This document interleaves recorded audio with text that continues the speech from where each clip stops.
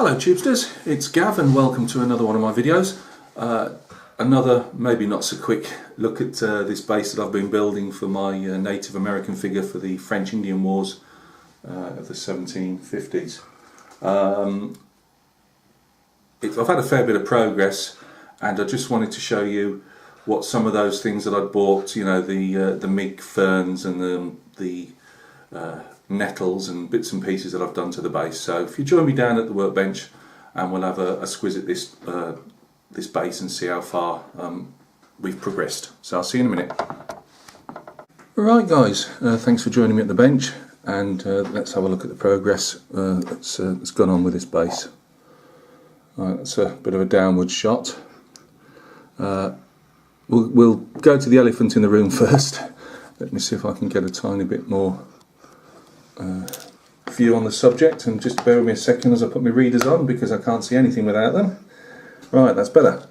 Right, as you can see, this is twisted floral wire.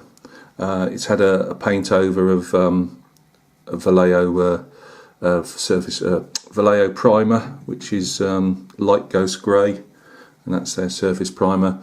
These little dooberries on the end here, these are birch seeds. So they represent, you know, a bit of a climbing type of ivy type leaf. A lot of guys use them, as I've said before, for just scatter leaves as well. You can buy them in pre-bought bags. I just wait till autumn and obviously pick up some of the seeds and remove them, or if they're just scattered, actually scattered around, and, you know, just pick them up. Now you're going to have to take a large leap of imagination now, not only because you're looking at wire and birch seeds with a bit of primer on, but I actually ran out. And it's been like, oh bloody hell. So I've gone hunting round any bits where I could find some, and I've literally found about 10 leaves, which is not really going to cover it. So what I'm going to have to do, I'm going to show this on a separate video. I've actually bought some of the leaf punches, so you can actually put a real leaf in, although I don't really see the point in that because it'll only probably go brown. But you can put a real leaf in, or you can put card in, and you can make obviously little leaf scatters and things. And I've also bought another one which is for use with foil, and that'll give you like a little small branch structure. But we'll go into that on a separate video. So what I'm going to probably have to do, I'll use these last few birch seeds up that I've got, and then I might have to fill in with the nearest looking pretend leaf that I can come up with. But we'll cross that bridge in a future video. The original bit of ivy with its leaves there, these are far too dark. I used like a Luftwaffe World War II colour on those, and I think they're going to have to be a lot more shiny and a bit brighter. So they'll be repainted in whatever colour I come up with for these guys here. Now I also wanted to show this scatter here. I think it's scatter, yeah, scatter grass. This is a knock product, which is like a railway product. I'll just quickly remove this for a minute, and this one comes in a nice handy tub.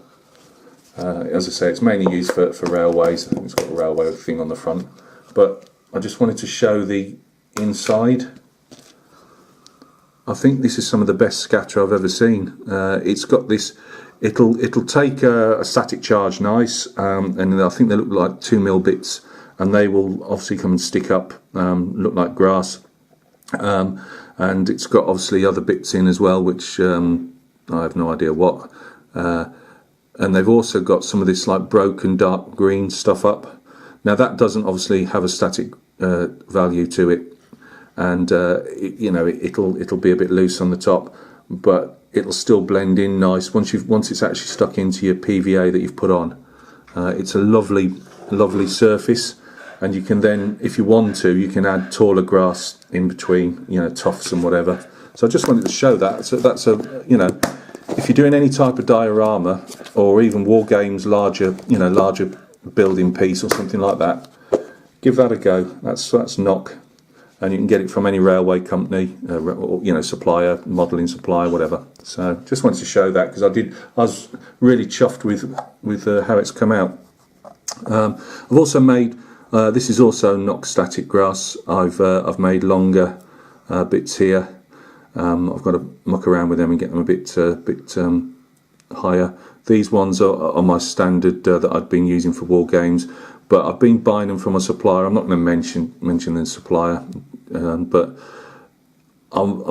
it's just an eBay supplier, but I really wasn't happy with those of late. They're not holding the charge. Some of the bits that they've got in the middle just aren't even, you know, you make it tough and they're all still lying there on the metal plate.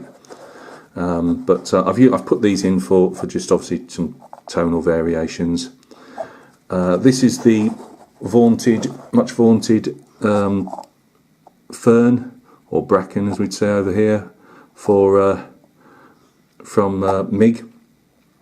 That's the one. I was going to put both on there, but I just think it's probably a bit overkill for the other bits I'm going to put it. I've got a few other bits to go on there yet, but I'm actually quite impressed with it.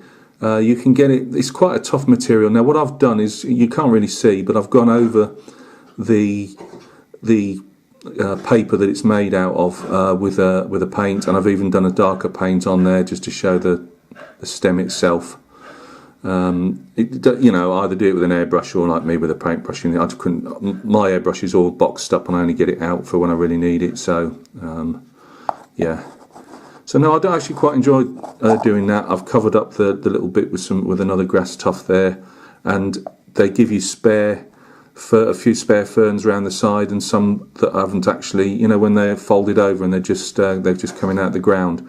Now the only problem I can see with those are, because it's flat paper, you know, it's not like three-dimensional, whatever you want to call it. Oh, is it four? Oh, I don't know, whatever. But you know, you haven't got that roundness to it, to the stems, so I'm not sure about using those yet. So the only other thing I've done, I put some Vallejo plastic putty on some of my rocks to show some moss. Now, I'd seen this moss very vibrant, very green, so I used my scale 75 paints. Now, the green set from scale 75, I believe, is very good in some instances, but I just don't think they've got the shaded colours, decent shaded colours. I think they can either be very fantasy, and I'm just thinking to myself, I wanted vibrant green, but that looks like mutant. So I'll be probably toning those down with a wash of some description.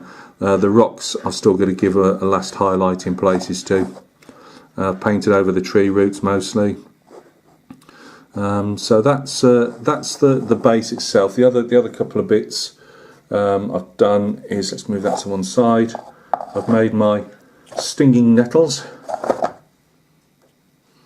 or a stinging nettle so far. That took me about probably about an hour to actually stick together, as you can see. Now I've painted that one again, but what I've actually done, if we use these as an example, it's the same colour as the fern originally was, and I didn't want, obviously, there would be tonal differences, wouldn't there, in the green. So what they've done on this one is they put veins in, but they've put it in like a whiter colour to show the veins. So what I did was got a much watered down paint, and I just put it in places, but leaving certain bits of the card through as a highlight, and also the paint would be watered down enough to show the veins in the leaf. So, you know, and I've also cut that. I mean, that was twice the length, and I've cut this down, as you can see, and bent it over slightly. Some of the leaves here just need to be mooched around a bit. I super glued them on. The stem was painted, although it comes in like a plastic coated. I primed it and then painted it in gunship green, I think the stem was.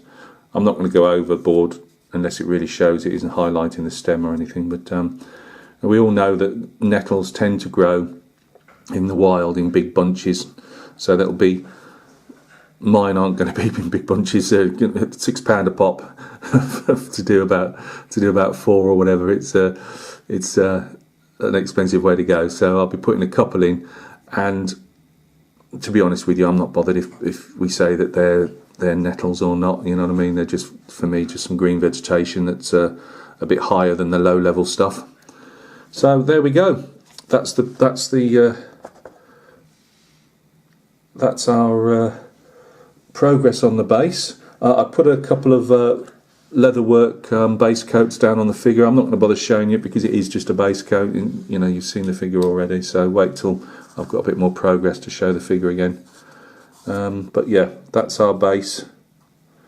So a bit of a stream in summer that's a bit you know, it's really running, not dry, but it's just trickling through. So thank you very much guys for stopping by and taking a look at this video. I hope everything's going well with you. Next time you see this particular base, it will be complete, I would suggest, and then I can concentrate on the figure, and we'll hopefully see the figure based and put this one to bed. But as I say, so far I've enjoyed it, and I'll go through right at the end when the figure's based, everything. We'll go through some of the pros and cons, because I'm a complete newbie to doing these type of bases, and I've obviously made some stuff ups along the way, things that I'd have done differently. But as I say, it's all a big learning curve. So guys, thanks a lot. I'll catch you again soon on another video. Cheers.